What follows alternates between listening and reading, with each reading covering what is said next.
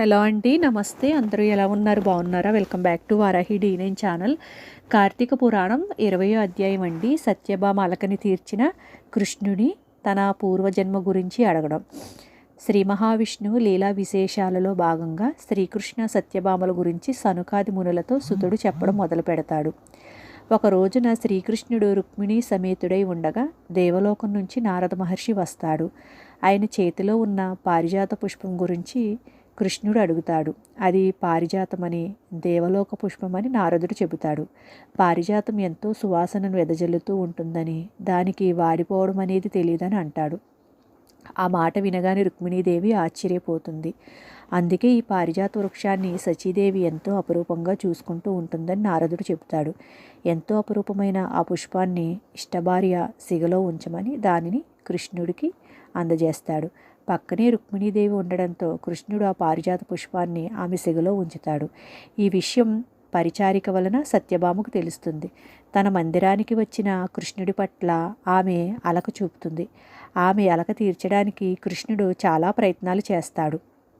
దేవలోకంలో పారిజాత వృక్షాన్ని తీసుకువచ్చి తన పెరటిలో నాటితేనే తన మనసు కుదుట పడుతుందని సత్యభామ తేల్చి చెబుతుంది. దాంతో కృష్ణుడు ఆమెను వెంటబెట్టుకుని నేరుగా దేవలోకం వెళ్తాడు. ఇద్దరూ కూడా దేవేంద్రుడి ఆతిథ్యాన్ని అందుకుంటారు. అక్కడి నుంచి పారిజాత వృక్షాన్ని పెకిలించి తీసుకురావడానికి కృష్ణుడు ప్రయత్నించగా దేవేంద్రుడు అడ్డుపడతాడు. ఇద్దరి మధ్య యుద్ధం జరుగుతూ ఉంటుంది. అప్పుడు దేవేంద్రుడు తల్లి వచ్చి తన తనయుడిని వారిస్తుంది. దాంతో ఆయన ఆ పారిజాత వృక్షాన్ని కృష్ణుడికి ఇచ్చేస్తాడు. ఆ పారిజాత వృక్షాన్ని తీసుకుని భూలోకానికి వచ్చి సత్యభామ భవనం పెరటిలో నాటుతాడు. కృష్ణుడు తాను అడిగిన పారిజాత వృక్షం కోసం కృష్ణుడు తనని కూడా తీసుకుని అమరలోకానికి వెళ్ళడం, దేవేంద్రుడితో తలపడటం, పారిజాత వృక్షాన్ని తెచ్చి తన అలక తీర్చడం తనపై ఆయనకి గల ప్రేమకి నిదర్శనంగా భావిస్తుంది. తాను ఎంతో పుణ్యం చేసుకోవడం వలన తనకి అంతటి అదృష్టం పట్టిందని భావిస్తుంది. గత జన్మలో తాను చేసుకున్న పుణ్యం ఏమిటి అని ఆ సందర్భంలోనే ఆమె కృష్ణుణ్ణి అడుగుతుంది. అప్పుడు ఆమెకు కృష్ణుడు చెప్పడం మొదలు పెడతాడు. తన పూర్వజన్మను గురించి కృష్ణుడు చెబుతూ ఉండగా సత్యభామ వింటూ ఉంటుంది. కృతయుగంలో మాయా అనే నగరంలో దేవశర్మ అనే బ్రాహ్మణుడు ఉండేవాడు. ఆయన పండితుడు, నియమనిష్టలు కలిగినవాడు, ఆచార వ్యవహారాలను తప్పనిసరిగా పాటించేవాడు. ఆయన దగ్గర చాలామంది శిష్యరకం చేస్తూ ఉండేవారు. ఆయన ఒక్కగానొక్క కుమార్తె గుణవతి. పేరుకి తగినట్లుగానే ఆమె సుగుణాల రాశి. పెద్దల పట్ల గౌరవము, భగవంతుడి పట్ల భక్తిని కలిగి ఉండేది. అలా ఆమె యవ్వనంలోకి అడుగు పెడుతుంది. దాంతో ఆయనకి ఆమె వివాహాన్ని గురించిన ఆలోచన పట్టుకుంటుంది. కూతురు గురించి బాగా ఆలోచన చేసి ఆయన తన శిష్య బృందంలో బుద్ధిమంతుడైన చంద్రుడు అనే వాడికి గుణవతినిచ్చి వివాహం చేస్తారు.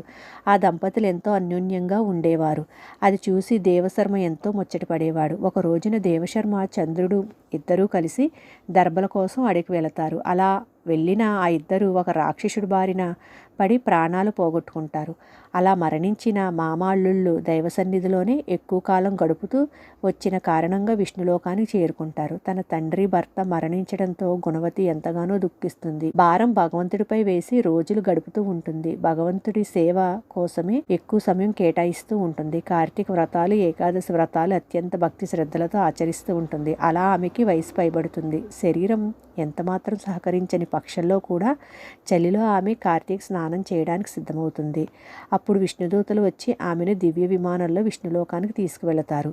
ఆ తరువాత కాలంలో మాయానగరంలో పండితుడిగా పేరు తెచ్చుకుని ఆచార వ్యవహారాలు పాటించి ఆ పండితుడు సత్రాజిత్తుగా జన్మిస్తాడు.